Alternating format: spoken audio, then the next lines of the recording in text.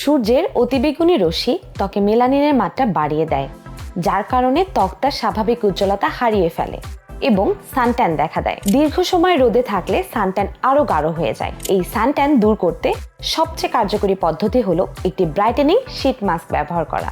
বর্তমান সময়ে বিভিন্ন ধরনের ব্রাইটেনিং শীট মাস্ক পাওয়া যায়, কিন্তু তাতে থাকা কেমিক্যাল ত্বকের ক্ষতি করতে পারে। তাই কোনো প্রকার কেমিক্যাল ছাড়াই ঘরে থাকা সাধারণ কিছু উপকরণ দিয়ে বানিয়ে ফেলুন দারুণ একটি ব্রাইটেনিং শীট মাস্ক। এই শীট মাস্ক তৈরিতে প্রথমে দরকার একটি সাদা কটন টিস্যু বা ফেস মাস্ক পেপার। এরপর একটি পাত্রে 1 টেবিল চামচ টমেটোর রস, 1 চামচ লেবুর রস, 1 চামচ মধু ও 2 চামচ ঠান্ডা দুধ ভালোভাবে মিশিয়ে নিন। এই মিশ্রণটি প্রাকৃতিকভাবে ট্যান রিমুভ করে, ত্বককে উজ্জ্বল করে তোলে।